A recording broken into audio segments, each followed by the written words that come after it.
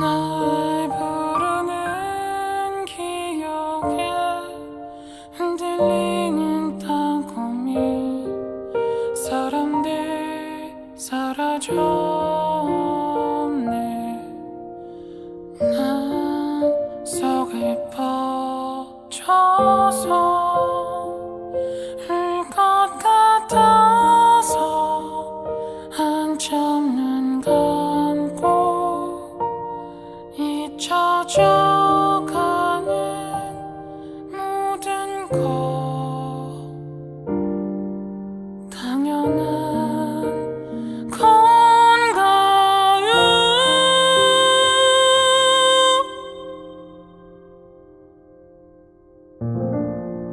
문학 라디오 헤이수의 문장의 소리.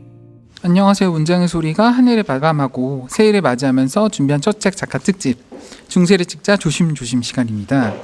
저는 문장의 소리에서 구성을 맡고 있는 정현우 작가입니다. 헤이수 DJ님 대신에 이 자리에 앉았고요. 오늘도 올해 첫 책을 내신 새 작가님과 함께 만나볼 텐데요. 새 시인분 모셨습니다. 이설빈, 방수진, 유유시님 반갑습니다. 반갑습니다. 반갑습니다. 네, 소개를 부탁드리겠습니다. 방수진 시인님부터. 네, 안녕하세요. 저는 삶을 시처럼 시를 삶처럼 몸으로 쓰는 시인 방수진입니다. 멋있다. 완전 시인으로 무장하셨는데요. 네, 좋습니다. 네, 다음으로는 이설빈 시인님. 저는 원빈, 현빈, 김우빈과 숨쉬는 법이 닮은 이설빈입니다. 아, 네. 그런가요? 안 웃네. 인정을 하시나요? 네, 안 닮았습니다. 처음 뵈가지고 네. 인정하기가 쉽지. 숨쉬는 법이 닮은. 네, 유유 시인은 네. 안녕하세요, 유이우입니다. 저는 우유를 좋아합니다. 아, 우유를 정말 좋아하시나요? 네, 우유를 소화를 못하시는 분들도 있잖아요. 그래서 화장실을 자주 가요. 아, 그래도 드시는군요. 네, 네, 좋습니다. 이설빈 시인에 대해서 먼저 소개를 해드리면요. 2014년 문학가 사회로 데뷔를 하셨고요. 첫 시집 울타리의 노래를 출간하셨습니다.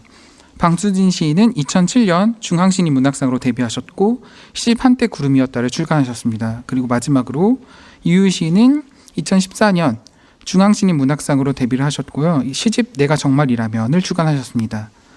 첫 책을 내신 후에 굉장히 바쁘셨을 것 같아요. 서로 다. 먼저 이설빈 시인님 근황부터 여쭤보겠습니다. 저는 이제 책방에 취업을 하고 정신머리 없는 또 하루를 보내고 또 와서요. 네, 그냥 그렇게 잘 살고 있습니다. 소시민적인 삶을 영위하고 있습니다. 오늘 아까 전에 되게 큰 컴플레인이 왔었던 것 같은데. 예, 정말 하필 또 오늘 좀 마음 편하게 얘기를 네. 하고 싶었는데 우울해지는 처리가 사건이 잘 있었죠. 됐나요? 처리를 할 게 없고 저희 그냥 리플로 달려서 지울 수도 없는 컴플레인이 걸렸습니다. 네, 잘 해결되시기 바랍니다. 네, 다음으로는 유유 시인 어떻게 지내고 계시나요? 저는 시집이 7월에 나왔었는데요. 내고 나서 한 두세 달 정도 인터뷰나 강연, 뭐 낭독회 같은 걸 정신이 없었어요. 근데 그렇게 지내다 보니까 갑자기 번아웃이 와가지고 들어오는 것들도 거절하고 거의 한 70세 노인이 요양하듯이 하루하루를 보냈어요. 이렇게 원래 되게 게으르고 자고 싶을 때 자고 일어나고 싶을 때 일어나고 뭐 하루 종일 음악 듣고 영화 보러 다니고 그랬었거든요. 근데 일부러 그때보다 더 게으르게 보냈어요. 갑자기 완전히 무로 살아보고 싶어졌거든요. 그래서 그냥 존재만 하고 싶었어요. 숨만 쉬면서 무엇도 되지 않고 무엇도 하지 않는 시절을 한번 보내보고 싶었고 근데 또 그렇게 살아보니까 엄청 지루하더라고요.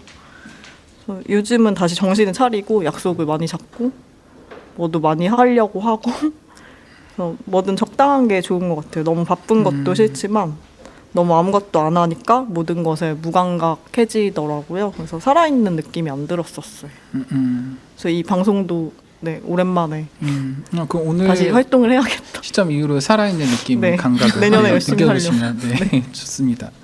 다음으로는 방수진 씨님 어떻게 지내셨나요? 아, 네. 저는 올해 8월에 첫 시집이 나왔는데요.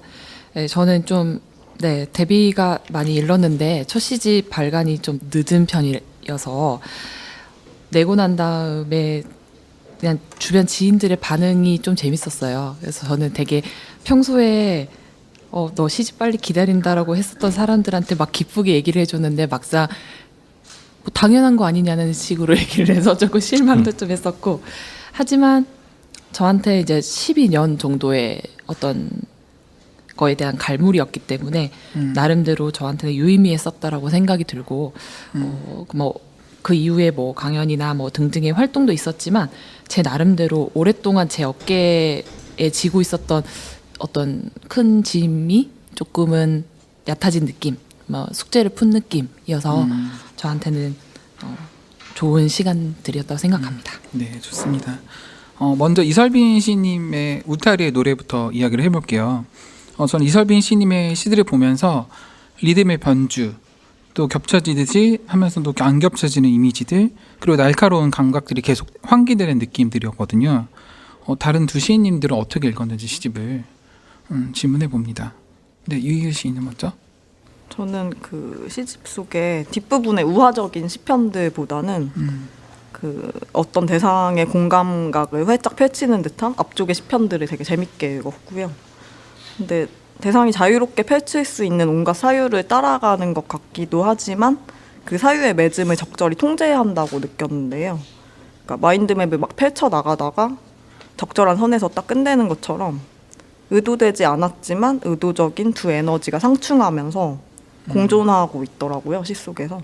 그래서 되게 영리하고 치밀한 시적 능력이 있다고 생각을 했고요. 재밌게 읽었습니다. 네, 방수진 시인은 어떻게 읽으셨나요? 아, 네. 저는 뭐 시집을 보고 난 이후에 제 첫 느낌은 이곳이 시어의 보물창고다. 이런 생각을 했습니다. 극찬해 주시네요. 네. 분명히 녹화 전에 자본주의였었죠. 실천해서 네, 다들 아닙니다. 너무 시어의 또 보물창고였습니다. 그래서 좀 다양한 시어가 살아있고 그 시어들이 좀 세밀한 청력과 중력의 결합으로 이루어져 있다라고 하는 느낌을 받았는데요. 사실 좀 저는 시가 시어의 어떤 춤? 시어의 꿈을 구경하는 행위일 수도 있다라고 생각을 해서 그런 의미에서 시어가 풍부하다는 건 결국 그 시 세계가 상당한 가능성과 확장성을 내포하고 있다. 저는 그렇게 생각을 하거든요. 그런 의미에서 특히 저는 이 유실된 종착지에 다다르기 위하여 나는 내 확신의 뒷굽을 몇 번이나 갈아야 하는가, 이 문장을 진짜 좀 좋게 읽었어요. 그래서 이 문장에서 저는 이설민 시인이 상당한 시어를 가지고 있다. 그래서 좀 부럽기도 하고 그리고 좀 흥미롭게 저한테 다가왔다고 생각합니다. 두 분의 생각을 들으셨는데 어떻게 들으셨나요? 일단 되게 민망했고요. 그리고 공통적으로 좀 시어나 이런 의도나 이런 것들을 가지고 약간 기획적인 느낌이 있었다라고 말씀하셨는데 그게 되게 저한테는 좋게 다가왔어요. 개인적으로 더 좋게 다가와서 구심력은 있네 이런 느낌. 네, 다행이다 싶었어요. 네. 시집 그 울타리의 노래를 보면서 그런 아까도 말했지만 겹쳐지듯이 하면서 안 겹쳐지는 이미지들이 있더라고요. 그래서 그게 무언가 했더니 인터뷰를 찾아보니까 시를 쓸 때는 불가능한 게 불가능을 앞서서 결국에 쓰면서 보인다. 그런 이야기를 하셨어요. 시인님의 말을 본 적이 있는데 어떤 의도를 가지고 이렇게 시를 쓰나요? 어떤가요? 의도나 사실 계획이 없이 그냥 떠밀려서 쓰죠. 그냥 몰려가지고 수에 몰려서 약간 시작하기도 어렵고 쓰는데도 시간이 굉장히 오래 걸리는 타입이고 뭐 1년, 2년, 3년 걸린 시들도 있고 그리고 좀 시편마다 기획들을 여러 가지로 해요. 한 번에 쓸 때는 두세 편씩 동시에 그리고 웬만하면 책들을 안 살피고 혼자 가만히 있어요. 음악 들으면서 그냥. 그럼 시를 언제부터 쓰셨어요? 처음에 시를 썼을 때? 군대 다녀와서부터 이제 본격적으로 쓰기 시작한 것 같아요. 성인 때 이후부터 쓰신 거군요. 예, 원래는 예술을 되게 싫어하던 사람이었고 그래서 관심이 없다 정도가 되게 싫어했고 개인사 때문에 그러다가 이제 학교에서 교양 수업에서 자기소개를 하는 수업이 있었는데 이력서에 쓸만한 내용 말고 네가 진짜 니를 표현해봐라. 대체 뭔 말이야 이게 이러면서 약간 균열을 의식하고 했는데 시를 쓰게 된 건 되게 한참 후의 일이었어요. 원래 전공이 뭐였어요? 그러면? 자율전공학부요. 그리고 사회학이랑 사회복지 좀 뭐 사회복지. 영문학 그냥 꿈도 없었고 대학도 안 오려고 그랬고 예, 그런 타입이었어요. 시가 시인님의 어떤 중심이 딱 됐군요. 예, 어느 순간 제가 모르게 빨려 들어가는 재밌으면 나도 모르게 하고 있잖아요. 습관처럼 그렇게 구심력이 됐네요 정말. 네. 되게 잘하시네요. 네. 다른 두 시인분들은 이설빈 시인님의 시, 뭐 질문 있으시면 개인적인 질문 하셔도 되고 시에 대한 질문 하셔도 되고 어떤 궁금한 거 있으셨나요? 저는 금방 말씀 듣고 떠올랐는데요. 그러면 3년 걸린 시가 있다고 말씀을 하셨잖아요. 네. 근데 그 시가 무슨 시인지 밝혀주실 수 있으신가요? 네, 실질적으로 메모부터 따지면은 이게 대학교 군대 가기 직전에 쓴 시인데 13월의 입이라고 그 마지막쯤에 있어요. 그 시가. 아, 시집 안에 들어가 있어요. 예, 근데 그게 메모를 했을 때는 A4인지 반 페이지도 안 되는 짧은 시였는데 기상하게 제 개인 사적 기억이랑 사회적 기억이 일치하지 않는 부분이 더 많잖아요. 그런 부분에서 고민도 하고 여러 가지 시사적인 사건도 있었고 안 좋은 일도 있었고 사회적으로 그런 것들에 내가 어떻게 속해 있지. 그래서 언어적으로 좀 오히려 역류하는 식으로 좀 많이 감아봤던 것 같아요. 제 스스로 의식을. 그래서 되게 오래 걸리고 고통스러웠고 더 고치고 싶은데 외부적인 한계 때문에 시간도 있고 시간도 있고 결국엔 그렇게 내버린 시예요. 좀 많이 그 만족하세요? 아니요. 네. 군대에서도 시를 많이 썼나요 그러면? 군대에서는 많이 맞았죠. 아, 시를 쓸 시간 없었고요. 그때도 폭력이 있었나요? 저희 때가? 아 저는 의경이어서 서대문 구청에 서대문 쪽에 있었습니다. 그랬구나. 네, 좋습니다. 또 이유 시인님은? 아까 시를 한 편 한 편 다 기획을 하신다고 했는데 그 기획이 완성되면 어떤 해방감을 느끼시나요? 시를 왜 쓰시나요? 아니, 뭔가 그러니까 그러니까 너 시 왜 쓰냐? 아. 이런 말씀. 일단은 여러 가지 답변들을 항상 생각해봤었는데 질문이 들어올 때마다 두 가지로 나뉘는 것 같아요. 그냥 첫 번째는 좋은 말로 누굴 이해하고 싶어서요 라고 말하는 거 하나랑 두 번째는 거기 좀 속해 있고 싶다. 아직도 제가 제 공간이 없어가지고 좀 많이 지칠 때가 많아요. 도피할 공간이 없어요. 그래서 작은 내 방 하나 혹은 뭐 서재 같은 게 좀 꾸며지면 좋겠다. 그런 느낌으로 아니죠. 그게 목표인가? 시작점이 잘 모르겠어요. 그게 겹쳐 있는 것 같아요. 근데 이제 책방지기로 계시니까 네. 어떤 손님들이 안 왔을 때는 개인적인 공간이 되지 않나요? 전혀 안 돼요. 아 그래요? 왜냐하면은 일단 첫 번째로 사장님이 같이 계시고 그리고 누군가 기다리는 자세여야 되잖아요. 서비스직이고 카페도 같이 하거든요. 근데 거기 그 넓은 걸 제가 혼자 다 컨트롤을 해야 돼요. 커피도 이제 만들어야 네, 되는 거군요. 그렇죠. 그래서 좀 네. 생각과 다르네. 그리고 또 하나는 내가 의외로 영업을 잘하네. 뭐 이런 거. 여러 시인들 시집을 많이 팔았습니다. 네. 저는 뭔가 되게 한가하고 그러니까 뭐 고풍스러운 분위기 약간 시집 읽으면서 되게 약간 여유로울 줄 알았는데 아니군요. 아닙니다. 살이 3kg 빠졌습니다. 네. 그러면 다음으로 이제 유유 시인님의 시집 내가 정말이라면에 대한 이야기를 해보겠습니다. 유유 시인의 추천사의 풍경이 창문을 회복하듯이라는 구절이 좀 와닿았는데요. 시가 시인을 회복하고 있는 이 시집, 첫 시집 알려진 적 없는 평화라는 문구가 와닿았어요. 그래서 나머지 두 시인분들은 어떻게 읽으셨는지.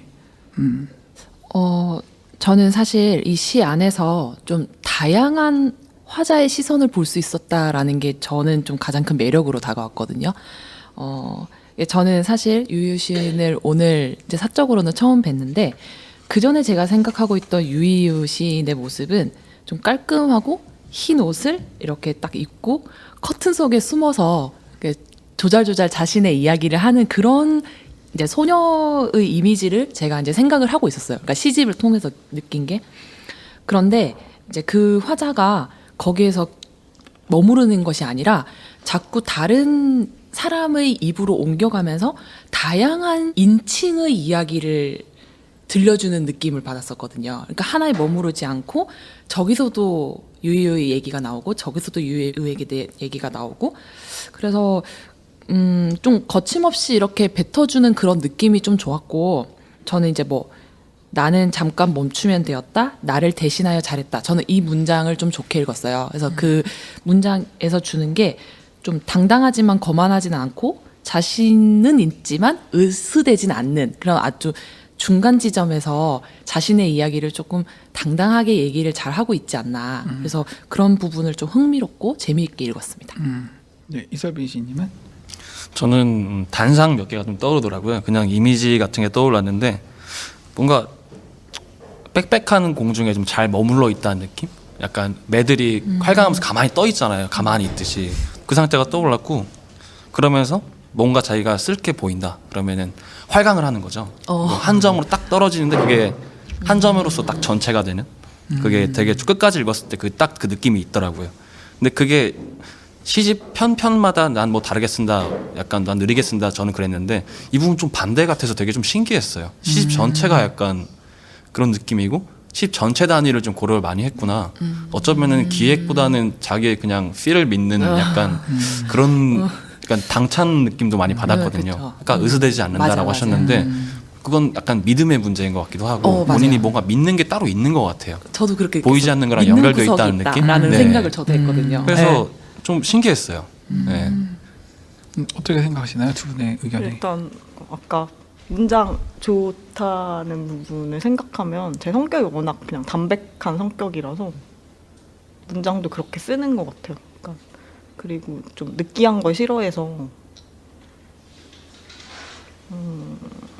네, 으스대지도 못하고 시에서 그런 것 같고 그리고 아까 활강하는 것 같다고 했는데 정말 시를 끝낼 때 마지막 문장을 딱 끝낼 때 활강하는 느낌이 항상 쓰거든요. 아마 그거를 잘 봐주신 것 같아요. 제대로. 그 유유 시인의 맹인, 뭐 거실개닫기, 구두, 층계참 이런 것들을 보면 굉장히 자유롭다. 어떤 정의를 내리려고 하지 않고 유유 시인이구나. 해석하려 들지 않고 또 그대로 받아들이면 더 사면적인 목소리들이 들린다. 약간 이런 생각들이 들었어요. 유유 시인은 어떤 생각을 가지면서 시를 쓰는지 그게 가장 궁금했거든요. 저도 궁금해서 최근에 제가 시를 쓸 때 저의 마음의 변동을 의사가 마치 진찰하듯이 한번 실험을 해봤어요. 저는 그 슬픈 일을 생각하거나 뭐 기쁜 일을 생각하거나 어떤 사건을 생각하거나 그렇게 한번 작정을 하고 써봤거든요. 최근에 처음으로. 근데 시가 정말 구려지더라고요. 그래서 그때 깨달은 게 나는 원래 쓰던 대로 어떤 정념도 없이 그냥 시의 공간 속으로 빨려 들어가듯이 이렇게 아까 그 활강하듯이 그렇게 써야지 좋은 시가 나오는구나 라고 느꼈고요. 그래서 돌이켜보면 시집 속에 실린 거의 모든 시가 아무 생각도 안 할 때 제대로 나왔던 것 같아요. 그래서 시집 속에서 빠진 시들은 다 어떤 정념이 들어가서 실패한 시들 같고요. 그러니까 제가 느끼기에 가장 저다운 시는 정말로 그냥 손가락의 시라고 생각해요. 그러니까 좀 느끼한데 손끝에 마음이 달려있다는 느낌이 들거든요, 쓸 때.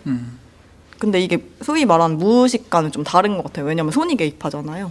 그래서 다시 한번 살펴봐야 되는데 꼭 근데 내가 시를 어떻게 쓰는지 내가 알아야 되나? 이런 생각을 항상 해요. 모르고 계속 쓸 수도 있는 거잖아요. 그 뭔가 내가 어떻게 시를 쓰는지 방법을 알게 되면 그 방법에 갇힐 수도 있다는 생각이 들거든요. 그러니까 호흡하듯이 편하게 지금처럼 좀 쓰는 게 저한테는 가장 좋은 것 같다는 생각이 들었어요. 네, 좋습니다. 다른 두 시인분은 유유 시인께 뭐 질문이 있나요? 궁금한 거. 혹시 작업곡 같은 게 있을까요? 뭔가 다를 것 같은데. 작업곡 딱히 없고 항상 음악을 들어서 저는 네. 그냥 항상 어떤 리듬이 있어요. 그런 것 저만의? 같아서요. 네. 그게 시에 그냥 자연스럽게 나와요. 스며들듯이. 근데 그럼 작업을 할 때는 일부러 노래 듣진 않고 그냥 카페에 가니까 배경으로 흐르는 음악들을 그냥 들으면서 쓰게 되는데 특별한 곡은 없어요. 근데 좋아하는 곡의 리듬이 거의 비슷해요. 좋아하는 곡들이. 네. 어떤 리듬일까요? 어떻게 해야 되지? 4분의 4박자. 쿵기더 쿵더러더 뭐 이런 거. 네. 따르진 않고요. 느린 불러볼 수 편에 있을까요? 예? 반복돼요. 느린 반복되나요? 편? 그러니까 뭔가 짐노패디 뭐 그런. 짐노패디 정도로 느리진 않아요. 아. 그것보다 약간 빨라요. 시에서도 그게 발현이 되는 것 같아요. 시들을 보면. 근데 그 리듬 박자를 타는 것 같아요. 그 리듬. 방수진 시인은 네, 궁금. 아까 전에 이렇게 무의식이랑 좀 다르게 시 속에 자연스럽게 들어가서 시를 쓰고 나온다고 했잖아요. 네. 그 나오고 난 다음에는 어떤 기분일까요? 뭔가 개운해요. 뭔가 사우나 한 것 같은 그런 개운함이라고 해야 될까요? 그럴 수도 있겠죠. 그러니까 뭔가 이런 느낌. 그냥 손 놓고 됐다. 그러니까 손이 딱 멈춰요. 그냥 마지막 면에 의도한 게 아니라. 그래서 마지막에 그러면 그 마무리를 하고 난 다음에 개인적인 의식 같은 게 있나요? 다 됐다 이렇게 하고 난 다음에 꼭 하는 행위라든지 그런 게 있을까요? 그거를 예전에 인터뷰에서도 말한 적이 있는데 좋다라고 말해요 그냥 스스로. 아 좋다. 그러니까 나도 모르게 이렇게 딱 막. 네 그렇습니다. 유희 씨는 사실 저 집 근처에 살아가지고 가끔씩 오거든요. 아주 가끔씩. 근데 전화 집 통 근처인데 왜 거기에- 가끔씩 볼까요? 굳이 또 아니 카페에서 마주칠 때도 있고 그런데 이제 그 신도시로 이사 가셔가지고 자꾸 왜 남의 사는데 밝혀. 그래서 가끔씩 전화해 보면 이렇게 누워 있는 경우가 많아요. 천장을 보고 아. 있다. 그 진짜로 유희 씨의 모습이에요. 네. 가서 이걸 얘기하고 싶었어요. 제 다음으로는 방수진 시인의 시집 한때 구름이었다에 대해서 이야기를 나눠보겠습니다. 방수진 시인의 시는 본인이 가지고 있는 슬픔을 굉장히 정교하게 표현을 하면서 언제 무너질지 모르는 그 버티는 감정들 그런 것들이 느껴져서 되게 좋았거든요. 나머지 두 시인분들은 어떻게 느끼셨는지 이설빈 시인님부터. 일단 방수진 시인 시 같은 경우에는 제가 읽었을 때 뭔가 악력이 엄청 센 사람 같다. 예, 뭔가 그런 느낌, 그냥 인상을 받았어요. 그리고 실제 인상과 흡사한가요? 실제 인상과는 좀 다릅니다. 기가 예. 세다는 말인가요? 기라기보다는 그러니까 자꾸 몰아가시는 건가요? 아니 동원하는 단어들도 그렇고 그러니까 시선 자체가 되게 이건 내가 아는 내 시선이야 하는 확고한 게 뭔가 있어가지고 엄청 단단하더라고요. 그래서 이 사람 만나면은 뭔가 좀 내가 힘들 수도 있겠는데 물렁한 내가 만나게 하면은 그런 느낌을 좀 받았고 그리고 여행도 많이 다니시는 것 같더라고요. 굉장히. 맞아요. 그리고 그런 면에서 좀 이런 정서를 여기로 자기 걸로 이렇게 만들기 되게 쉽지 않았을 것 같은데 난 나라도 감당하기 힘든데 어떻게 이 사람은 내부적인 걸 이렇게 자유롭게 쓰는 것 같지? 좀 부럽기도 하고 그랬어요. 네. 네, 이유 시인은 어떻게? 네. 저는 어떤 좀 반대로 느꼈는데 네. 오히려 방수진 시인님의 시는 감정을 회상하면서 그 회상 속에서 감정을 체념해 버린다는 느낌이 들었거든요. 그러니까 약간 수척하게 느껴졌어요. 저는 오히려 문장들이 체념적인 문장들이 많았고 그래서 어떤 사건의 감정을 간직하고 있다가 시 속에서 설명을 해준다는 느낌을 받았고요. 근데 심지어 무슨 토마토 오징어 그런 네. 걸 쓴 적이 그 현재의 순간 그러니까 감정은 순간이고 순간은 계속 떠나기 때문인지도 모르겠는데 심지어 시 속에서 현재 일어나고 있는 걸 설명을 하면서도 회상 같다는 느낌 받았어요. 저는 문체 자체가. 그래서 뭔가 오늘의 느낌의 총정리 같은 걸 한편에 털어놓는 그런 느낌을 받았어요. 일기장 같은 느낌 한 사람의. 네. 어떻게 생각하시나요, 두 분의 의견에? 다 일리가 있다고 생각이 드는데요. 뭐 우선 이설빈 시인께서 말씀하셨던 악력이 센 시인이라는 이미지는 제가 두고두고 기억을 하도록 하겠습니다. 제가 악수는 피하도록 하겠습니다. 네. 네, 제가 악력이 그렇게 그러니까 몸에서 가장 약한 힘이 악력인데 예. 그래서 근데 악력을 또 세게 보셨다니까 좀 이색적이기도 하고 제가 아무래도 오랜 시간 동안 이제 저한테 묵혀 있었던 이야기들을 첫 시집에 다 이제 녹여내다 보니 사실은 이런저런 이야기들을 들을 수밖에 없는 것 같아요. 그래서 이설빈 시인이 말씀하셨던 그런 되게 단단하면서도 나의 시선이 확고하다라는 부분이 있었거든요. 저한테 네. 한 시기에 있었어요. 네. 근데 그 시기에 있었던 것들을 사실은 시집에서 어떻게 또 풀어내야 될까라는 게 사실은 제가 시집 묶을 때 아주 큰 고민이었었고 네. 왜냐면 그 시기를 이미 지나왔으니까 나는 이미 예전에 그 사람이 아니니까 네. 나의 시도 변하고 나의 어떤 시세계도 변해왔는데 이 부분을 어떻게 또 내가 구성을 해나갈 수 있을까 이런 부분이 사실은 시집 묶을 때 가장 저한테 예전에 무기라고 생각했었던 그 부분이 가장 나중에는 저한테 많은 어떤 결정의 걸림돌이 되기도 했던 게 사실이에요. 그래서 그 부분을 또 읽어내셨다고 하니 어쨌든 저랑 비슷한 지점을 보셨다라는 생각이 들고 네. 유희유 시인이 말씀하셨던 것처럼 그 시간의 텀 자체가 길다 보니까 사실은 이전에 제가 시를 쓰면서 조금은 그런 회상적인 측면이 없지 않아 들어갔었던 것 같아요. 근데 그 감정을 사실 저는 회상이라기보다는 그 감정이 저한테 아직 떠나지 못했다라고 저는 생각을 하거든요. 그 감정이 저한테서 떠나지 못했다. 그 떠나지 못했던 감정을 사실은 이 첫 시집을 묶으면서 비로소 떠나보낼 수 있었던 것 같아요. 근데 만약에 제가 묵지 않았다면 아마 하지 못했던 이야기들이나 감정들이 저한테 계속 매여 있었을 것 같다라는 생각이 들어요. 네. 네, 좋습니다. 방수진 시인의 시 낮아지는 골목, 뭐 이등분을 위하여 자라나는 소년들, 그리고 아이의 방식 이런 시들을 보면은 낭독하기가 되게 잘 짜여 있다라는 느낌을 받았어요. 리듬감도 이렇게 몸에서 출렁거리듯이 더 자연스럽게 나오고, 그래서 방수진 시인의 시 쓰는 방식도 순서가 궁금해졌거든요. 저는 사실 시 한 편을 쓸 때 좀 오래 시간이 걸리는 편이기도 하고, 대신 제가 시를 쓸 때 가장 중요하게 생각하는 부분 중에 하나가 제가 쓰는 시가 누군가에게 소리내어 읽기 좋은 시가 되었으면 좋겠다라는 생각을 하면서 항상 써요. 그래서 저는 제가 퇴고를 많이 하는 편은 아닌데 퇴고를 할 때는 항상 제가 소리 내서 제 시를 읽어요. 그래서 제가 소리 내서 읽었을 때 뭔가 걸리적거리거나 그것이 뭐 방해가 된다라는 생각이 들면 퇴고를 한번 해봐야겠다라는 생각이 들 정도로 제가 스스로 생각했을 때도 제가 소리내서 항상 읽고 싶은 시를 나는 쓰고 싶다. 그런 생각을 하다 보니 사실은 조금 더 독자로 하여금 그런 리듬감이 느껴지는 게 아닌가라는 생각이 들고, 누군가가 제 시를 그렇게 음성이라는 에너지를 넣어서 읽는 그 장면을 항상 떠올려요. 그 장면이 저한테는 너무나 큰 메시지라고 저는 느껴지거든요. 누군가가 그걸 눈과 그냥 뇌로서만 있는 게 아니라 음성이라는 되게 아주 내가 가질 수 있는 가장 좋은 악기잖아요. 근데 그 악기를 통해서 누군가가 소리내어서 내 시를 읽어준다.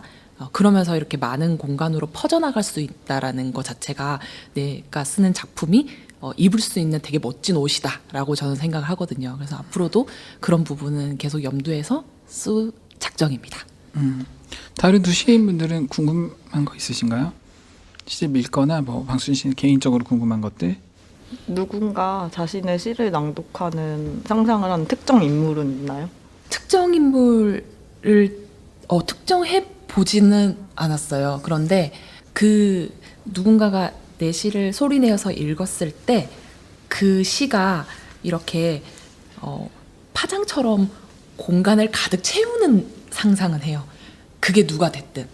그래서 어떤 누군가가 읽어준다는 것도 중요하겠지만 그 누군가도 나의 작품에 그러한 존재가 되어줄 수 있다는 게 위안이 돼요.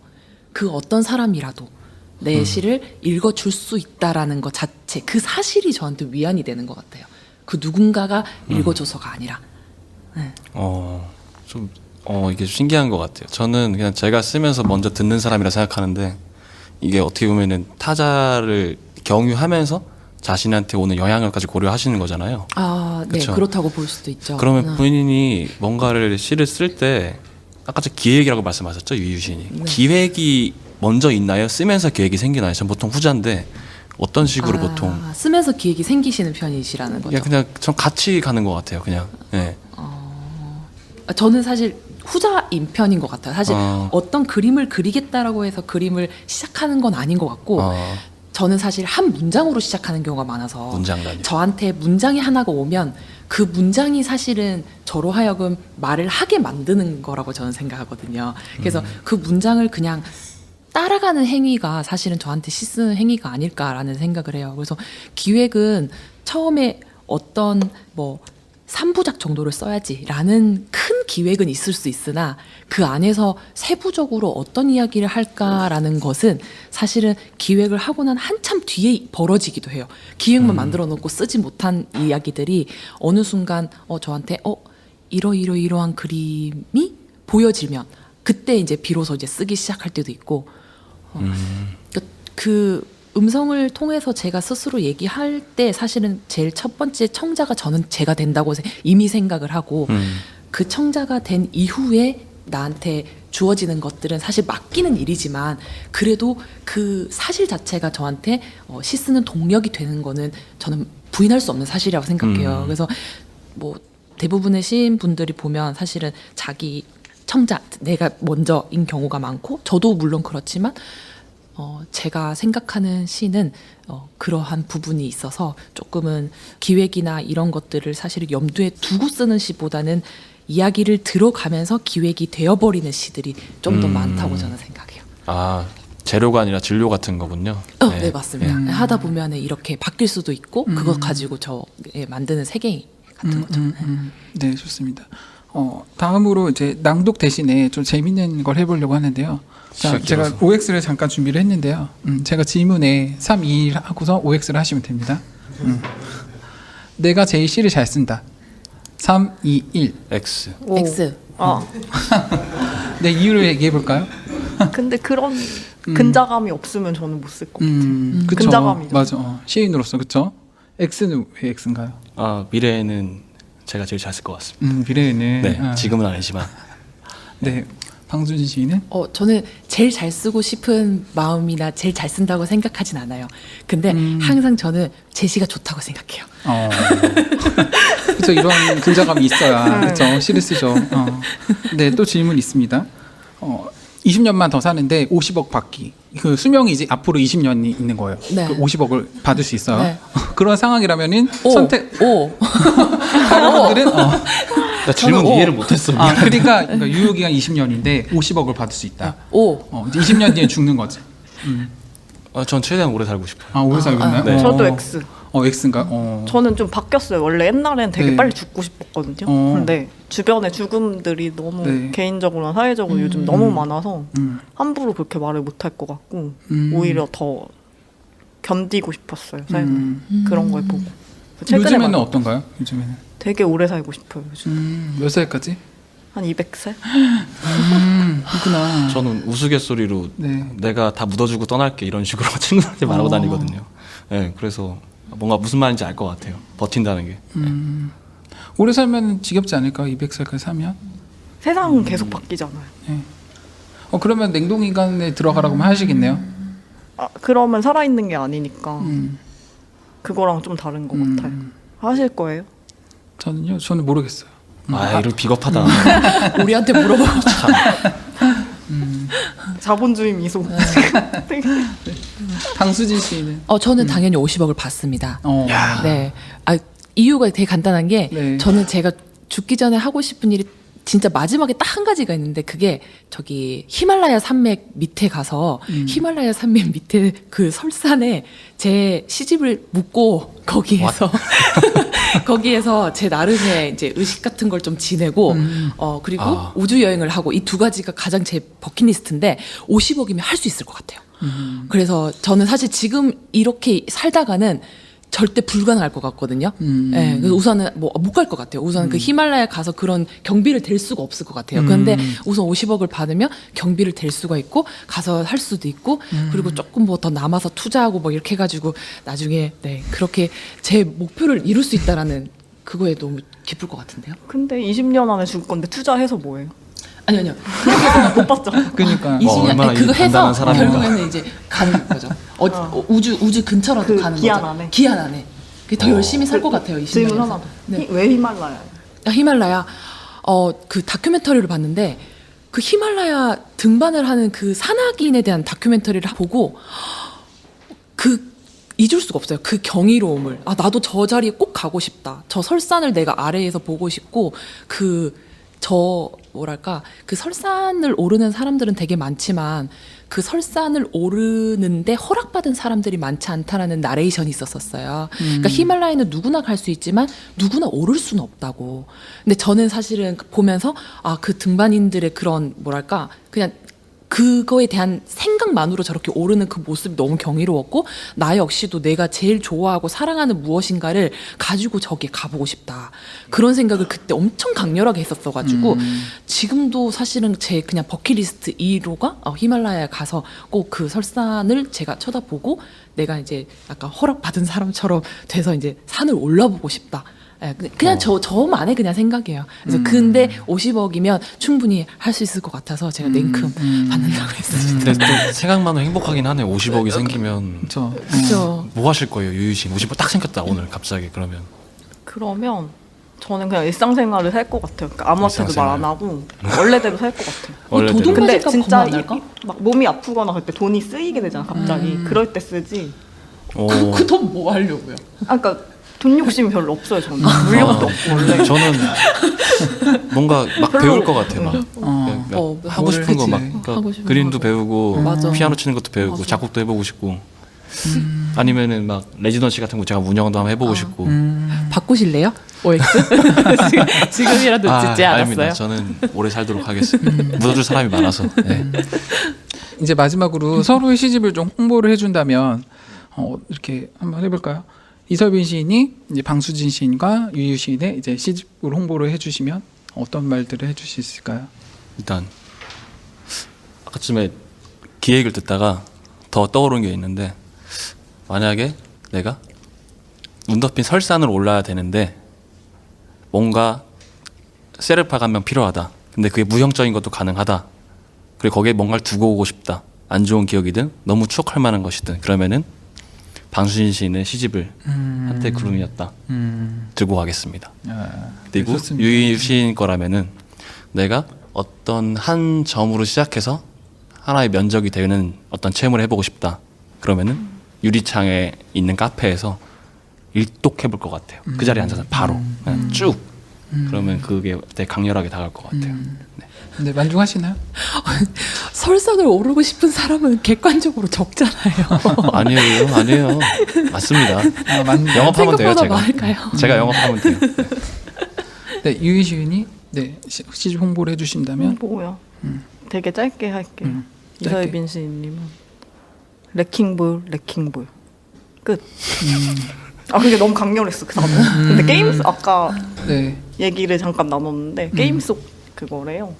근데 그 원 의미는 그 철거 현장에서 쇠구슬이에요. 예. 철거 네. 현장에 쇠구슬이고 그래서 그 느낌을 잘 해주신 것 같아요. 뭔가 충분한 것 같은데요. 네. 네. 두 방수진 번. 시인님 시집 홍보하자면 방수진 시인님이 꼭 히말라야에 갔으면 좋겠어요. 잘 돼서 돈을 많이 벌어서 시를 써서 돈을 많이 버는 세상이 왔으면 좋겠습니다. 저 오래 살아야겠네요.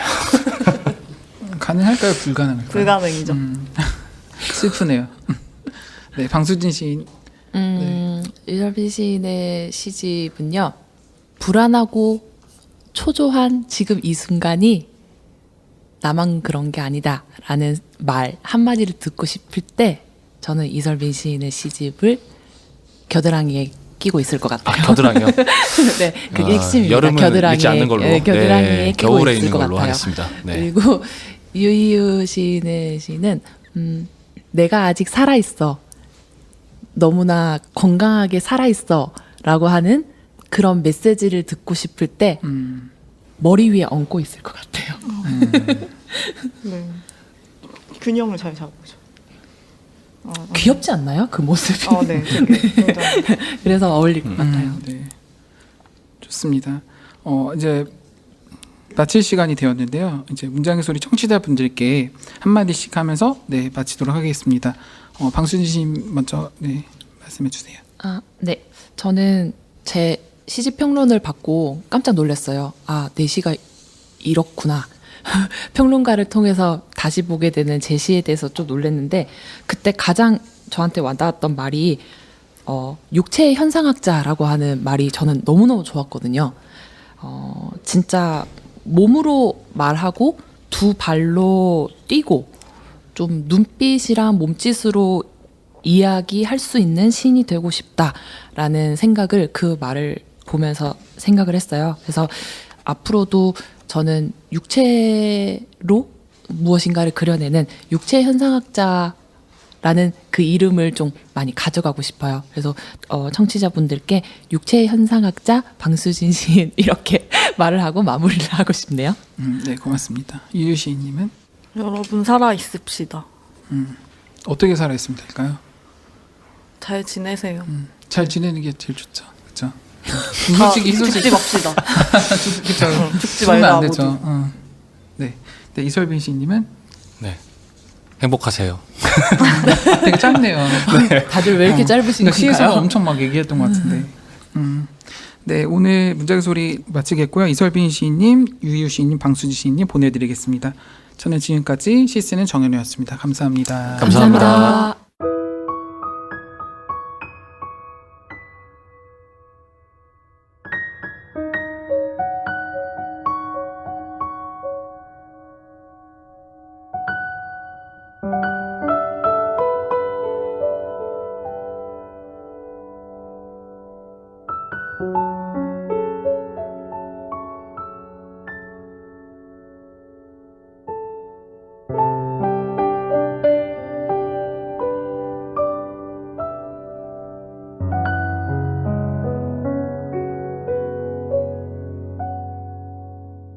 예, 안녕하세요. 문장의 소리 첫 책 작가 특집 중세를 찍자 조심조심 예, 계속 이어지고 있습니다.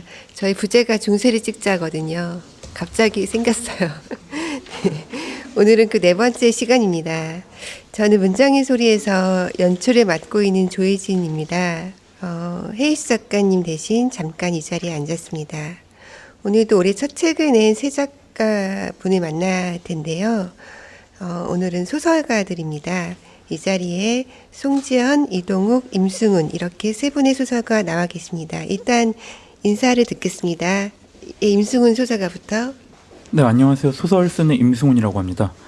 비유는 없나요? 비유요? 네. 미남 같은 네, 넘어가겠습니다. 비유라고 했으니까 괜찮지 않나요? 네, 넘어가겠습니다. 송지연 소설가. 네, 준비를 안 해왔는데 뭐 빨대 작가 송지연입니다. 빨대 작가? 네, 빨대 꽂고 많이 살아서. 그렇군요. 네. 그다음에 이동욱 소설가. 네, 안녕하세요. 도깨비 친구 이동욱입니다. 이 도깨비 친구. 네, 그 이동욱, 그 저승사자. 세상에 생각도 못했어요. 네. 넘어가겠습니다. 좀 미남인 줄 알았어요. 그 동명이인의 배우가 있죠. 네, 이동욱이라는 그쵸. 배우가. 네, 그 얘기를 하신 것 같아요.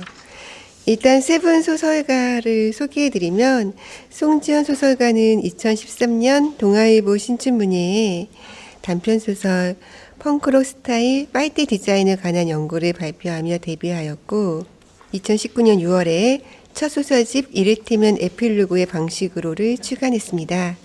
이동욱 소설가는 2007년에 서울신문 신춘문예에 시가 먼저 등단했고 또 2009년 동아일보 신춘문예에 단편소설 여우의 빛이 당선되면서 문단에 나왔습니다. 그리고 2019년 2월에 첫 소설집 여우의 빛을 출간했습니다.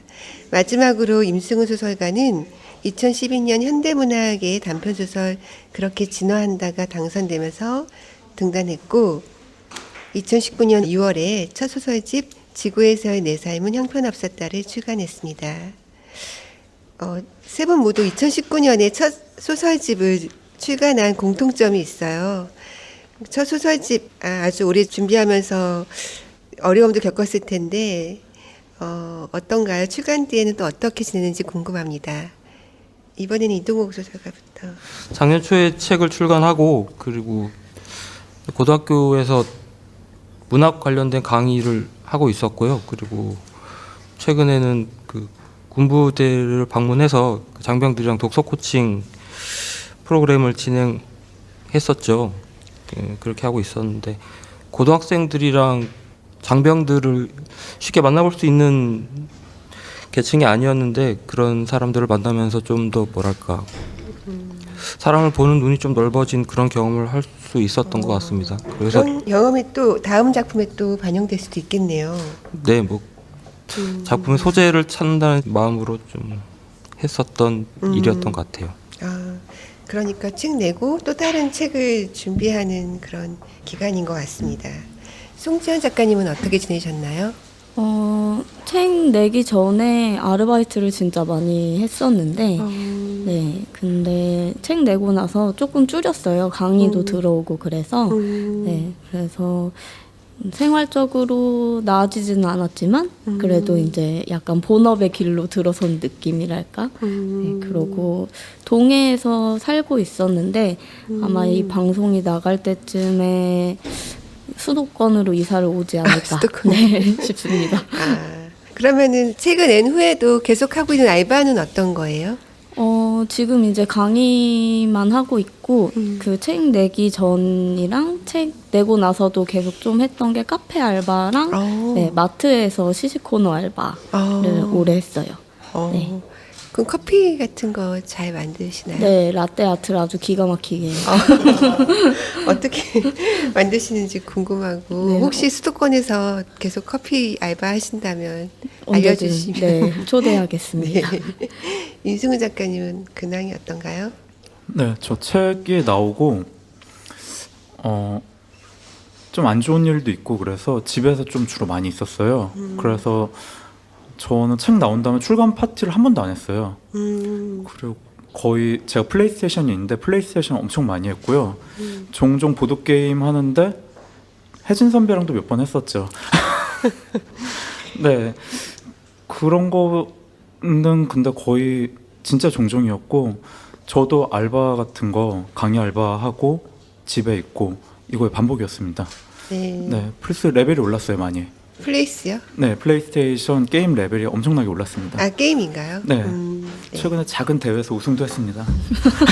아, 네, 그 많은 사람이 하나요 혹시 그 게임을? 엄청 많은 사람. 거기서 그냥 상 받은 거 뭘 대단한 거 생각하시는 거예요, 아닌가요? 아, 동네 게임이 아니고. 시골 분교마을 정교회장 뭐 이 정도 느낌을 보시는 거예요? 그럼 엄청 잘하시는 거네요. 저 좀 잘하는 편이죠. 문단에 제가 잘 잘해요. 그 게임은 축구 게임인데. 네. 저는 이제 소설과 관련된 근황을 궁금했는데 다 다른 얘기를 해주셨네요. 네. 그럼 소설 얘기 좀 해볼게요. 송지연 소설가의 이를테면 에필로그의 방식으로부터 이야기를 나눠보겠습니다. 9편의 단편이 수록된 이 소설집의 첫 페이지를 펼친 순간부터 예사롭지 않은 문장이 나와요. 이 문장입니다. 언니가 집안에 있는 모든 약을 먹은 건 여름이 끝날 무렵이었다. 선인장이 자라는 일요일들이라는 작품인데요. 굉장히 처음 읽었을 때는 문장이 충격적이었거든요. 근데 이어지는 문장들은 괜히 웃음이 나더라고요. 피식피식하는 웃음. 예를 들어서 약을 먹은 언니가 좀 되게 위급한 상황인데도 병원까지의 거리가 애매하다면서 그냥 업고 간다든지, 또 그 응급처치를 해주는 간호사가 너무 손에 떨어서 그런 장면들, 또 아버지는 집에서 되게 태연하게 북엇국을 끓이고 있고, 그래서 첫 문장과 대비되게 어떤 피식거리는 웃음이 계속 나오는 약간 굉장히 좀 상반된 그런 이미지가 있더라고요. 그래서 그 추천사의 박상영 소설가가 불안한 마음을 치료해주는 레시피다라고까지 했어요. 그래서 저는 그 굉장히 좀 재미있게 읽었는데, 다른 두 소설가는 어떻게 또 읽으셨는지 간단하게만 얘기해 주신다면. 임승훈 작가님은 어떻게 읽으셨나요? 네, 전 송지연 소설가랑 가까운 편이어서. 가까운 편은 뭐가? 가까운 이제는 가깝지 않은. 아니, 예, 가깝습니다. 가깝고 좀 수다도 많이 떨고 평소에 얘기도 많이 하고 오랫동안 봤어요. 그래서 저는 송지연 소설가의 소설 자체도 원래 좋아하긴 하지만 송지연 소설가의 소설을 읽으면 송지연 소설가가 떠올라요. 그러니까 송지연 소설가의 생활과 말투 이런 것들이요. 이를테면 저는 좀 이상한데 종종 대사 같은 데서 송지연의 말투로 들릴 때가 있어요. 지금도 하나 찾았는데, 이를테면 여기에 이런 대사, 여기에 지도를 보는 것도 취미 중 하나거든 이런데 송지연 말투로 들리면 어떻게 되냐면, 지도를 보는 것도 취미 중 하나거든. 이거 이 느낌으로 들려요. 네. 연기 잘하시네요. 네. 전혀 연습한 게 아니고 평소에 진짜 들리는 대로 한 거예요. 네. 그래서 송지연 소설가 평소에 어두운 얘기를 해도 재치 있게 하다가 이 주제 저 주제 넘나뛰고 리듬은 좋고, 그게 그대로 소설에 반영한 게 저는 지인의 입장에서도 그렇고 독자 입장에서도 그렇고 너무 즐거워요, 읽을 때마다. 그럼 작가를 개인적으로 알면서 읽으면 정말 재미가 네. 더 늘 것 같아요. 근데 어떤 경우에는 그렇지 않은데 어떤 경우에는 굉장히 재밌는 것 같아요. 그 소설 작품의 그 유형에 따라서. 네. 이동국 소설가는 어떻게 읽으셨는지. 제목부터 해서 되게 경쾌하고 발랄한 느낌이 많았는데, 또 내용을 이렇게 읽어보면은 그렇게 경쾌하고 가볍지만은 않은 뭐 그쵸? 그런 느낌이 네. 들더라고요. 그래서 한 편 한 편 읽다 보면은 마음에 남는 구석이 좀 있었고, 그래서 뭐 짧게 인상을 얘기하자면 그 밀크쉐이크에 있는 시나몬 별사탕 같은 그런 느낌을 받았습니다. 우연히 맛을 봤을 때 굉장히 정신이 반짝하게 하면서도 달콤하면서도 하지만 쉽게 오지 않는 그런 어떤 맛. 그런 의미인가요? 네, 정확합니다.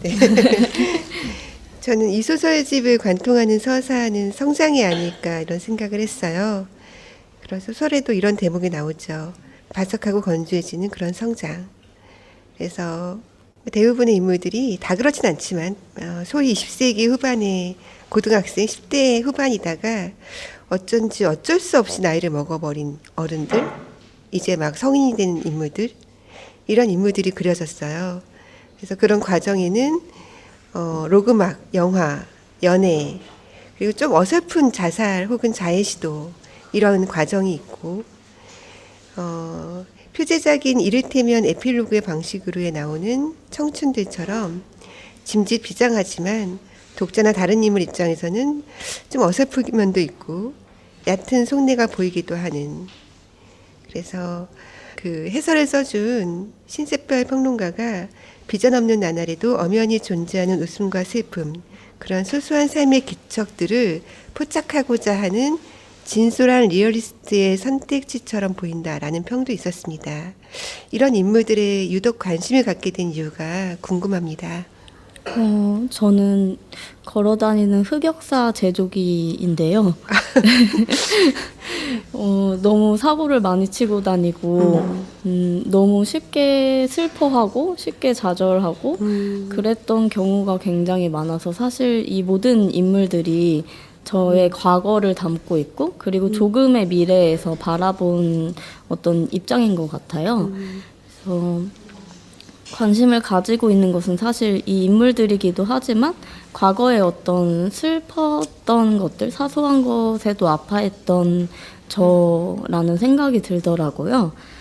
네, 그래서 어떻게 보면 취향 같은 걸로도 자신을 되게 구별하고 싶어하고 아는 척하고 싶어하는 네, 그런 어설픈 모습조차도 그냥 저를 다 드러내고 싶었던 것 같아요. 작가님의 일부가 부분이 이렇게 스며들어 있는, 그래서 더 전부는 아니고요. 전부는 그렇죠.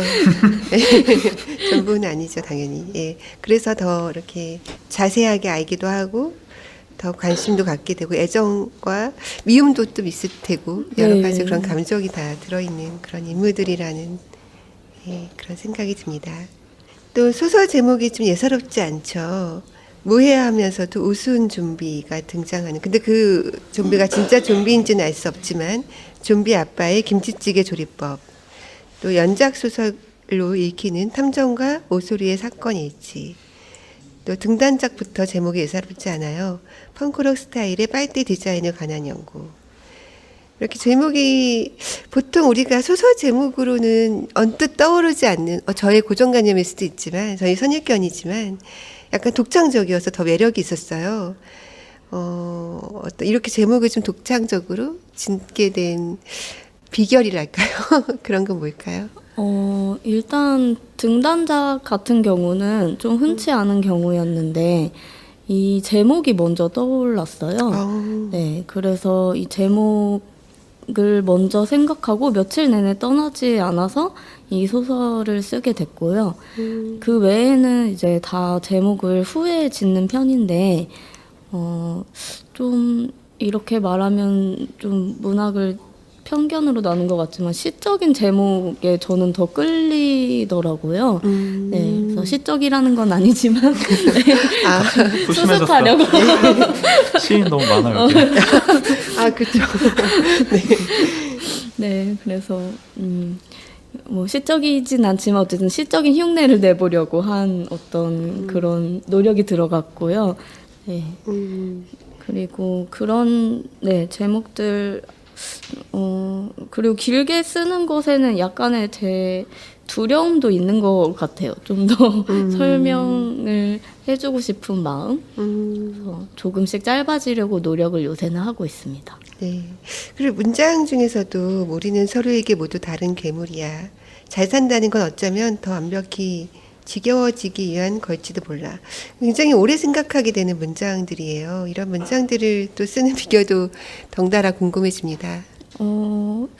흑역사 제조기답게 네. 술을 자주 먹는데 술을 마시다 보면 어느 순간 이렇게 침묵과 함께 약간 알딸딸해지는 그런 순간에 가끔 문장이 지배하게 되면 계속 그게 남는 경우가 있더라고요. 그래서 그런 걸 이제 일일이 다 메모를 해놓는 편이에요. 술자리에 있었던 일들을. 소설 잘 쓰시려면 술을 잘 드셔야겠네요. 앞으로도 계속 드셔야 되는 숙명인 건가요? 건강 때문에 요새는 조금 자제를 하고 있는데 네, 아주 더디게 소설을 쓰고 있다는 후문이 네, 약간 농담이었고요. 네. 네, 사실 제가 삶에 있어서 어떻게 생각하고 있는 부분을 축약해서 보여줄 수 있을까 이런 고민을 좀 많이 하는 것 같아요. 한 문장으로. 어떤 문장도 삶에 대해 생각할 수 있는 문장을 찾으려고 하는 거죠. 네. 송지연 작가님은 소설을 쓰지 않을 때도 왠지 다양한 예술 활동을 할 것 같은 그런 생각도 했는데요. 아마 소설에 나오는 인물들이 거의 모든 인물들이 쓰고 있거나 영상 같은 걸 찍고 있거나 뭔가를 만들고 있어서인지도 모르겠어요. 그래서 작가님 개인적인 어떤 취향은 어느 곳에 있을까? 그리고 그런 취향이 활동으로 이어지고 또 소설에까지 반영되고 있나?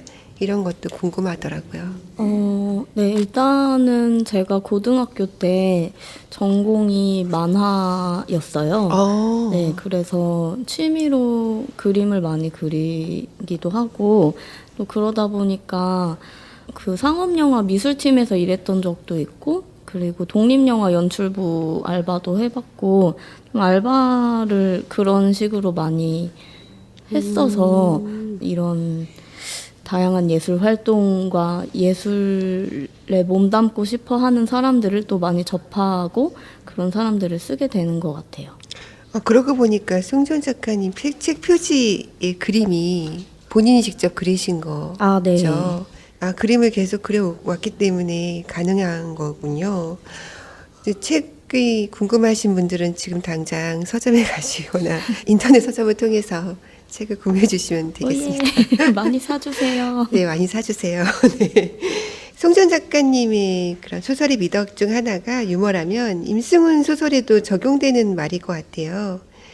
이제 임승훈 작가님의 지구에서의 내 삶은 형편없었다를 이야기해 볼 텐데요. 8편의 단편. 근데 그 분량 차이가 굉장히 많이 나긴 해요. 그렇죠? 중편 분량도 있는 것 같고.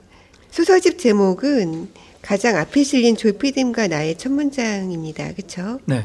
예, 이 작품의 주인공 역시 겉으로는 굉장히 비장한데 그 고통하는 모습이 가끔 유머러스하게 표현될 때도 있어요. 잘생겼다고 계속 끊임없이 생각하는 인물이라고 해야 될까요? 그래서 근데 그 유머가 또 슬픔, 어떤 절망으로 귀결되는 유머로도 읽혔습니다. 출판사에서는 보잘것없는 자기 자신을 가차없이 드러내는 일과 거기에서 발생하는 우픈, 유머의 힘이라고 표현했더라고요.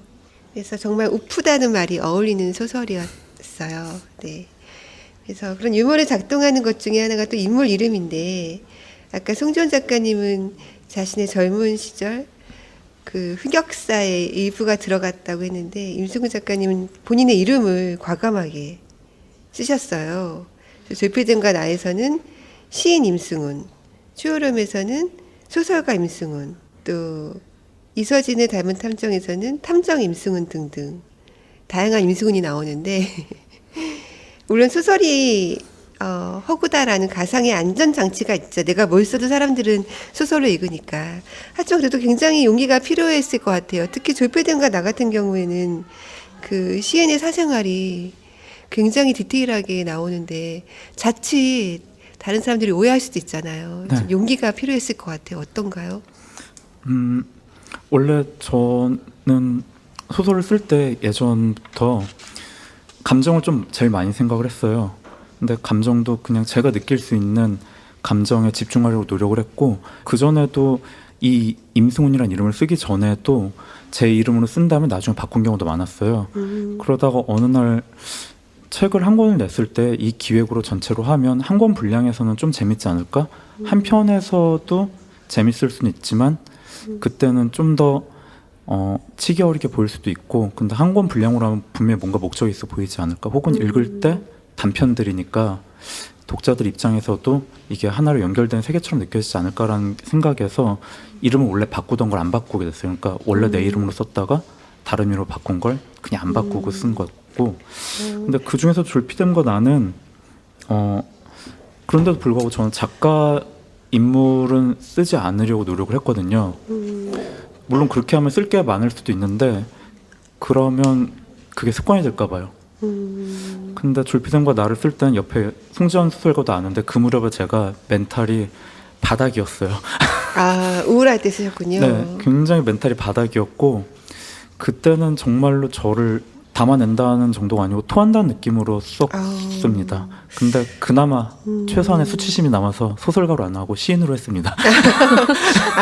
그래서 좀 소설이 유머러스하지만 또 처절해요, 굉장히. 네. 그래서 읽으면서 아무리 이제 소설이어도 임승훈 소설가가 굉장히 용기를 내고 썼겠다 이런 생각은 했었거든요. 네. 그때는 용기 이런 거 생각할 겨를도 없었던 것 같아요. 너무 힘들 때. 네. 근데 재미있는 소설 작법이네요. 인물을 일단 임승훈으로 하고 쓴다는 게 네. 나중에 고치더라도. 네. 저는 한 번도 생각해 본 적도 없는 기발한 소설 작법인 것 같아요. 네. 그럼 갑자기 궁금해지는데 다른 분들은 이름을 어떻게 짓나요? 송지연 작가님은 어떻게 지으세요? 저는 좀 인물을 지우고 싶은 마음이 더 커서 이니셜로 하거나 별명을 지어주거나 그런 이번 경우가 소설집도 좀 그랬죠. 네. 그래서 인물 이름이 나오면 저는 오히려 몰입이 좀 안 되더라고요. 반대네 완전히. 네. 그렇죠. 네. 어차피 제가 많이 담겨 있기 때문에 네. 약간 객관성을 확보하는 의미에서 이름을 지워버리는. 네. 이동 소설가는 저 같은 경우는 단편 소설 같은 경우에는 이름을 일부러 안 짓고요. 그러네요. 생각해보니까 이름이 거의 없었던 것 같아요. 네, 장편 지금 준비하고 있는 장편 소설에서는 3인칭으로 이름을 지어서 각각의 캐릭터를 좀 부여할까 그런 작업을 하고 있습니다. 이름을 지어주려고 이제 하고 있군요. 네. 그리고 또 인승훈 작가님은 좀 초현실적인 상상력이 엿보이기도 해요. 사람들이 똑같은 얼굴을 하게 된다든지 2077년 여름방학 첫사랑 이런 단편, 또 우울한 복서는 이제 우울하지 않지 이런 단편도 마찬가지고, 또 굉장히 종말적 분위기에서 도시에서 하우스관에 청소하는 아이들이 나온다든지, 아내가 새로 변했다고 믿는 남자가 나온다든지, 또 외계인에게 개조당해서 죽지 못하는 인물이 나온다든지, 초혈암 같은 단편이 그랬죠. 굉장히 기발하다고밖에는 표현할 수 없는데 이런 상상력이 어디에서 오는지 너무 궁금하더라고요. 사실 근데 저 요 질문을 듣고 전에도 비슷한 질문을 받은 적 있을 때 생각을 해봤는데 그때 이후로 좀 깊이 생각을 해봤어요. 왜 내가 이런 걸 쓰는가, 이전에 이런 거에 왜 끌리는지. 근데 이유는 잘 모르겠는데 좀 하나 유추해보면 제가 성격이 예민한 것도 예민한 게 있지만 생각보다 굉장히 겁이 많거든요. 네, 겁이 많은 반면에 또 소설들은 제 감정이나 이런 것들이 굉장히 많이 담으려고 노력을 하고 저 나름대로 완충지대를 찾으려는 게 아니었을까라는 생각을 조금 해보긴 했어요. 근데 그거 이전에 그래도 가장 강력한 작동 기제는 제 취향이 그거라는 건데 취향의 문제는 왜 그런 걸까요? 제가 게임을 좋아해서 그런 건가요? 저도 게임 좋아하는데. 네. 아무리 본인의 이름으로 작품을 네. 기획하고 구상하면서 밀착된, 본인과 좀 다소 밀착된 글을 써라도 그럼에도 좀 겁이 나서 네. 조금 현실에서 완전히 동떨어진 그런 이야기를 또 찾기도 하는 거죠. 네. 그쵸? 근데 제가 중학생 때 친구들이랑 만화 동인지를 만든 적이 있었어요. 이거 덕후 고백인데 덕밍아웃 잠깐 해봅니다. 근데 그때 제가 그렸던 만화도 꿈이랑 현실이랑 뭐 왔다 갔다 하는 만화였는데 제 친구들이 그린 건 그때 일반적인 일본 만화풍의 그림이었거든요. 굉장히 막 액션이 나오고 그런 거라서 애초에 그런 식의 끌림이 어렸을 때부터 있었던 것 같긴 해요. 영화나 이런 건 안 좋아하시는 건가요? 근데 제가 영화를 거의 안 봐요. 예전에 많이 봤는데 네. 30대 이후로는 1년에 몇 편 보질 않아요. 근데 저는 그런 사람들이 미래에는 다 똑같은 얼굴을 하고 있다든지 네. 아내가 새로 변했다고 철석같이 믿고 있는 남자 이런 거는 좀 영화적이라는 느낌이 받고 네. 어떤 투자자가 나와서 영화로 만들어줘도 재밌겠다 이런 생각을 했거든요. 너무 기발했어요. 정말 상상력이. 물론 비슷한 얘기가 어딘가 있을지도 모르겠지만 어쨌든 제가 아는 범위에서는 너무 기발했어요. 그래서 돈 많은 독지가들의 후원을 바랍니다. 역시 이 팟캐스트를 통해서 또 한번 네, 저는 무조건 오케이입니다. 얼마가 됐든. 네, 많은 분들이 이 방송을 들어야 될 텐데. 네. 그럼 다른 두 작가분은 임승훈 소설의 키워드를 하나씩만 꼽아주실 수 있을까요? 임동욱 소설가가 보시기에 어떤 키워드가 있을까요? 역시 그 임승훈 작가의 소설 보면 표지도 그렇고 제목도 그렇고 되게 가볍고 경쾌할 것 같다는 느낌이 들어서 일단은 가벼운 마음으로 소파에서 읽었는데 그 가볍게 읽을 수만 없는 소설이라는 생각이 금방 들더라고요. 그쵸. 그 문장 자체가 뭐랄까 좀 밀고 가는 그런 문장을 많이 써서 그 쉽게 읽을 수는 없고 개인적으로 그 밀고 가는 문장이랑 끌고 가는 문장이 있다고 생각을 하는데 그 임승훈 작가의 문장은 앞에서 말했듯이 그 좀 밀고 가는 문장이 주가 돼서 독서에 좀 힘이 들음에도 불구하고 그래도 한번 다 읽고 나면은 그 읽고 나서 뒤를 돌아봤을 때 그 느낌이 좀 뭐랄까 좀 뿌듯함 그런 게 느껴져서 개인적으로는 키워드를 뭐 뽑는다면 뭐 제설 작업 제설 작업, 네. 밀고 가는 문장. 네. 그러니까 작가가 좀 뒤에서 힘을 내서 밀고 간다는 뜻이겠죠? 네, 그래서 아. 같이 읽는 독자도 그렇게 쉽게 읽을 수는 없는데 어쨌든 읽고 나서 뒤를 돌아보면 뭔가 이렇게 뿌듯함이 느껴지는 그런 글을 쓰는 작가라고 생각을 합니다. 제설차가 지나가면 좀 길이 깨끗해진다고 해야 되나? 좀 걸을 수 있는 평평한 거리가 되는데 네. 소설 한 편을 쓰고 나면 좀 어때? 마음이 평안하지 못나요? 아니요, 아까 말씀드렸다시피 좀 다른 분들도 글 쓸 때 어느 정도인지 모르는데 저는 감정에 계속 집중하려고 노력하다 보니까 다 쓰고 나면 좀 그게 계속 남아 있는 경우가 좀 많아요. 그런데 제 소설 대부분들이 좀 네거티브한 얘기들이 많잖아요. 그렇죠. 그러다 보면 다 쓰고 나면 너무 기분이 좀 네. 그래서 저도 이제 그 질문을 아까 하려고 했는데 나온 김에 한다면 좀 유머도 있고 재치도 있고 기발함도 있지만 또 밝지가 않아요 소설이. 네. 그래서 굉장히 좀 이런 일상과 소설 쓰기 균형을 유지하기가 힘들 것 같다는 걱정도 좀 되더라고요. 그래서 근데 어쨌든 겉으로는 보드 게임도 하고 게임도 잘하고 여기저기 잘 다니시는 것 같고 잘 유지하는 것 같은데 많이 힘들 수도 있을 것 같아서 그게 좀 걱정 같은 비결이 궁금했었거든요.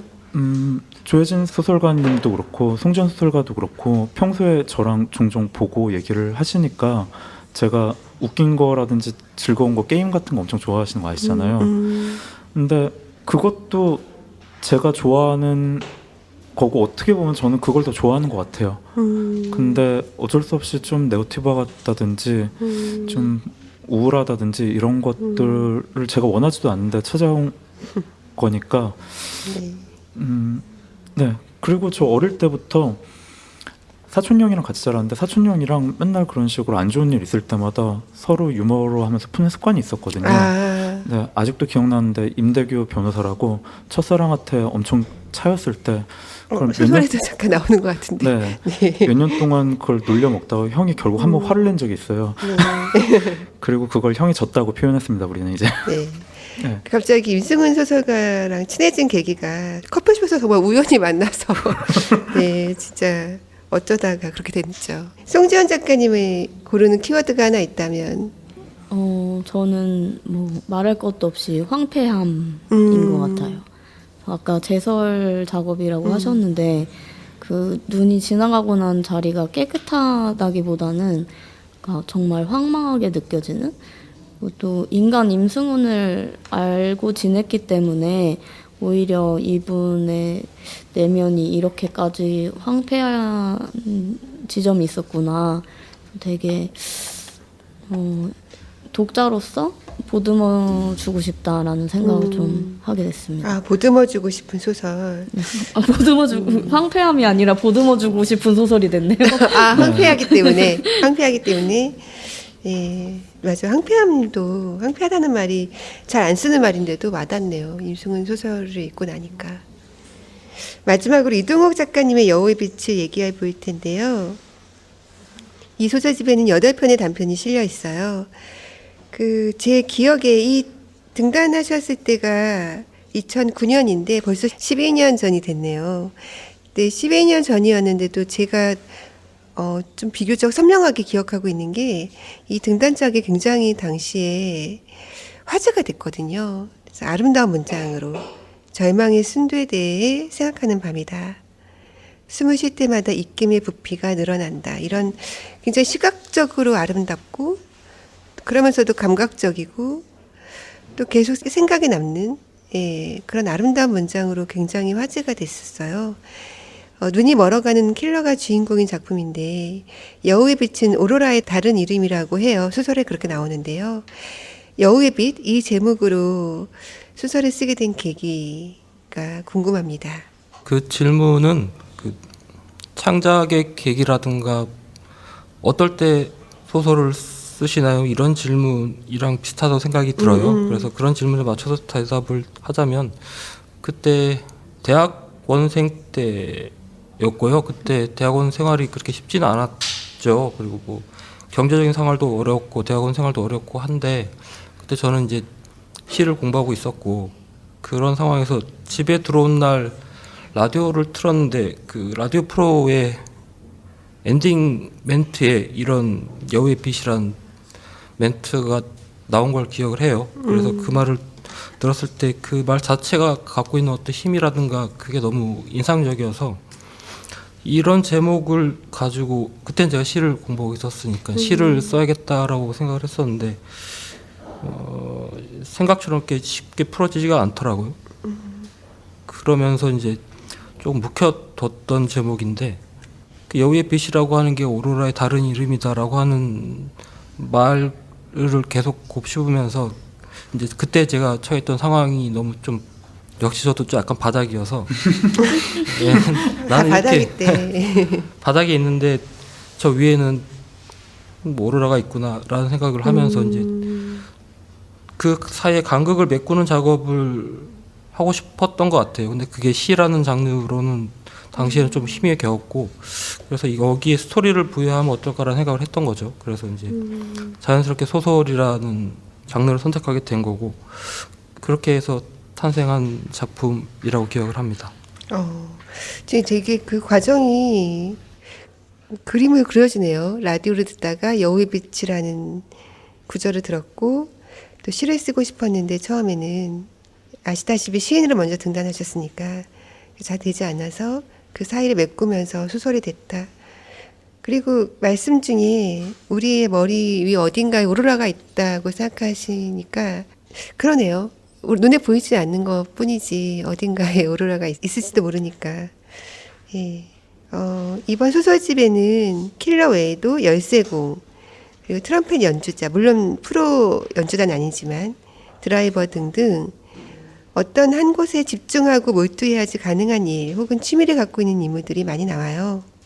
자신의 일이나 취미에 몰두하지만 또 한편으로는 다른 사람과의 관계는 좀 희미하다고 느꼈어요. 인물들이 사회생활을 활발히 하는 건 아니잖아요. 또 가족관계는 굉장히 단출한데 뭐 아내만 있다든지 혼자라든지 또 아내가 있을 때에도 곧 단절될 것 같은 그런 분위기. 그래서 출판사 서평에는 그들은 과거의 소망을 되찾고자 노력하지 않고 관계 때문에 상처받는 것을 두려워하지 않으며 그저 모든 것이 지나가도록 둔다라는 표현도 있었습니다. 이런 게 좀 약간 자신의 일에는 굉장히 순간적인 어떤 굉장한 힘으로 몰두하지만 관계에는 약간 능숙하지 못한 인물들 그리고 단출함을 추구하는 것 같은 그런 인물들을 주로 써온 이유가 궁금하고 더불어 아까 장편도 준비하시고 있다고 했는데 다른 방향의 인물들이 나오는 걸까? 갑자기 궁금해집니다. 네. 첫 소설로 등단을 하고 그 등단작의 소재가 좀 약간 자극적인 면도 있어서 그렇죠. 킬러라는 그렇죠. 킬러가 직업군이 등장한 작품은 그렇게 많지가 않잖아요. 그래서 한국 소설에는 많지는 않았던 것 같아요. 여담이긴 하지만 동생이 그 소설을 읽고 평을 해준 게 있어요. 그 주인공이 킬러인데 사람은 언제 죽이냐고. 웃으면 안 되는데. 예, 그게 약간 좀 자기는 의아하기도 했고 그래서 재미가 없었다라고 말을 하더라고요. 그래서 킬러인데 굉장히 고뇌만 하고 그렇죠. 행동을 안 하죠. 행동은 안 하고 결정도 안 하고. 그렇죠, 맞아요. 어떤 그 타겟이 있을 때도 계속 갈등하다 그냥 끝나버리고. 그 말을 듣고 보니까 제가 쓰는 소설의 스타일이 그런 거였구나라는 생각이 그때 처음 들었고요. 그래서 제가 추구하는 게 어떤 인물이 어떤 상황에서 주도적으로 행동해 나가는 거는 뭐랄까 다른 장르에서도 충분히 하고 있다라고 생각이 들어요. 장르 문학 같은 데서도 그렇고 시나리오나 영화에서도 그렇고. 그래서 그런 작업들 관을 약간 좀 차별점을 두는 게 뭐가 있을까라는 생각을 했었고, 그리고 또 더불어서 제가 잘할 수 있는 게 직접적으로 개입하기보다는 그냥 상황을 두고 보고 관심을 가지고 하는 것들에 좀 더 관심을 갖고 있는 것 같다는 생각이 들었거든요. 예, 약간 관망, 관조하면서 또 가능한 사유 이런 거를 또 추구하시는 거죠. 그렇게 볼 수 있겠죠. 그럼 지금 준비하는 장편 소설들도 좀 관계가 좀 희미한가요? 인물들 사이의 관계가? 그건 아니고 장편 준비하고 있는 자세하게 얘기를 안 하셔도 되지만 인물들 관계가 좀 희미한 아니면 좀 더 적극적으로 변해가는지 궁금해서요. 이전과는 완전히 다른 방식이고요. 그리고 간단한 그 소재는 그 이동 노동자라고 그 대리기사분들이나 택배원들 같은 분들 있잖아요. 그러니까 정식으로 노동 계층에 포함됨에도 불구하고 제도권의 보호를 받지 못하는 분들의 얘기를 좀 써보려고 하고 있고요. 근데 그렇게 마음을 먹다 보니까 이전과는 같은 방식으로는 작업이 안 되더라고요. 그래서 자료 수집도 그렇고 인터뷰도 그렇고 현장을 일단 제가 나가봐야 되니까 그래서 그 부분에 있어서 장편 소설 작업에 있어서는 이전과는 좀 다른 방식의 작업이 진행되고 있다고 말할 수 있을 것 같습니다. 그러니까 책상에서만 쓰다가 이제 현장으로 이동하셨고 또 인물들의 관계도 좀 더 뭐랄까 이전에 있던 인물들은 여우의 빛에 있는 인물들은 킬러는 약간 비현실적인 직업이었고 그 외에도 혼자만의 일이 많았는데 조금 더 관계를 넓혀가는 그런 과정이 있는 것 같아요. 네, 그렇게 될 것 같아요. 네, 제 개인적인 느낌도 있고 또 그 해설에도 있었던 것 같은데 좀 어떤 순간에 굉장히 매료되는 인물들이 많이 나왔다는 그런 인상을 받았어요. 그래서 유리잔 속에서 얼음이 녹는 순간에 매료되었다든지 혓바닥 위에 놓인 열쇠를 감각하는 그 순간에 매료됐다든지 여행지에서 무심코 발견한 도마뱀을 내려다보는 그 순간에 매료되었다든지 그래서 움직임과 움직임 사이 시간과 시간 사이 좀 약간 얇은 순간에 대한 그런 이동욱 표의 어떤 그런 그 순간에 매료되는 그런 장면을 굉장히 잘 쓴다는 인상을 받았는데 평소에도 좀 그런 면이 있나요? 아무래도 시를 먼저 쓰다 보니까 그러니까 시를 처음에 쓰는 습관이 있어서 어떤 상황에 있어서도 그 상황을 가만히 보고 거기서 이제 그 상황 자체를 계속 미분하다 보면은 다른 의미가 발생하는 경우가 있거든요. 그런 순간들을 찾는 게 재미있었고요. 그래서 아마 시를 먼저 썼던 것 같고 근데 처음에 했던 얘기랑 좀 반복되는 것 같은데 시만으로는 시라는 장르만으로는 커버하기 힘든 어떤 순간이 있었던 것 같아요. 그래서 그런 순간들을 따로 모아서 소설로 제가 쓰고 싶어 하지 않았나라고 생각을 합니다. 확실히 시인으로 먼저 등단하셨고 또 시인으로 활동도 하셨기 때문에 시인이 쓰는 소설이어서 다른 소설가들의 작품보다는 어떤 그 순간 딱 정지화면 같은 그 순간에 대한 묘사가 좀 특출나다는 느낌을 받았습니다. 그래서 재밌네요. 시인이 쓰는 소설이라고 생각하니까 또. 두 분이 만약에 이동욱 작가의 여우의 빛을 홍보해 준다면 어떻게 해주시겠어요? 일단은 홍보니까요. 네. 표지가 정말 예뻐요. 맞아요. 네. 이 진짜 정말 책은 예뻐. 네. 네, 표지를 못 보신 분들은 또 구매하시길. 얘기해야 되니까 또 서점에 가셔서 또 얘기하겠네요. 네, 그 한낮에 이렇게 책을 놔뒀는데 그 무지개처럼 이렇게 빛이 생기더라고요. 맞아요. 네, 그래서 너무 예뻤고 좀 일상을 현미경으로 들여다보고 있을 때 그 안에 있는 구멍을 따라갔는데 거기에 엄청나게 밀도가 높은 슬픔이 발견되는 것 같은 그런 소설이었어요, 저에게는. 멋있는 말이네요. 현명형으로 바라본 미세한 구멍 속에서의 밀도 높은 슬픔. 너무 좋은데요. 윤승훈 작가님이 주신다면. 네, 저도 표지가 정말 너무 이쁘다는 얘기를 다시 한번 말씀드리는데 제가 또 한 번 얘기한 이유는 인터넷 서적으로 봤을 땐 이 표지의 진가를 알 수가 없습니다. 네, 그래서 오프라인에 사거나 아니면 일단 주문하시면 무조건 아실 거예요. 어떤 느낌인지. 그러니까 이거는 우리가 팟캐스트라서 보여드리기도 참 아쉽네요. 보여드릴 수도 없고. 그리고 제가 느낀 거는 아까 시를 쓰셨다고 하신 것 때문에 기술적인 거에서 인상적인 것 중에 하나는 리듬이 전 되게 재밌었어요.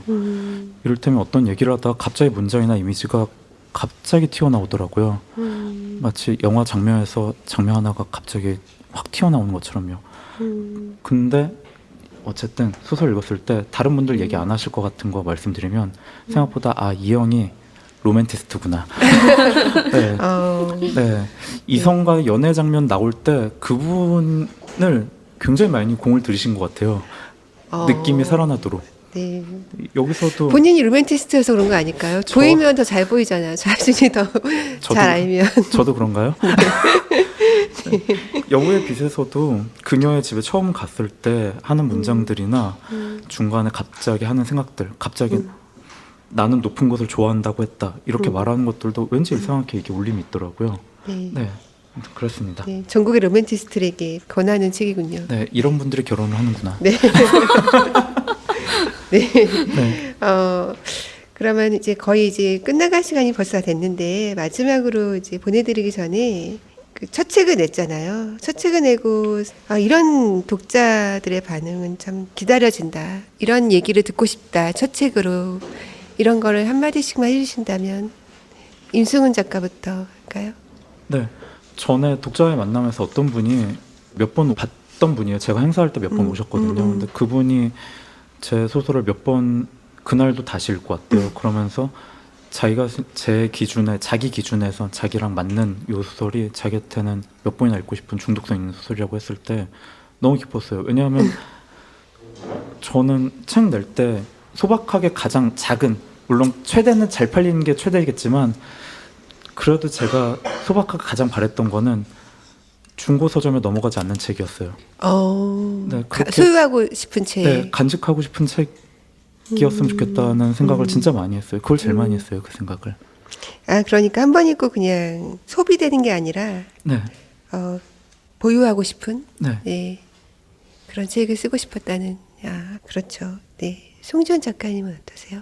네, 같이 임승훈 작가랑 그런 얘기를 했는데 저는 다음 책이 나올 때 미리 작가 예약을 걸어놓을 수가 있더라고요. 신간 안내를 받을 수 있는. 맞아요. 네. 그런 서비스가 있어요. 네, 그래서 그런 거 등록되고 싶다. 여러 독자들에게 네. 신간 알림이. 네, 신간 알림 등록되고 싶다. 네, 그렇게 될 것 같아요. 네. 이동욱 작가님은 어떠신가요?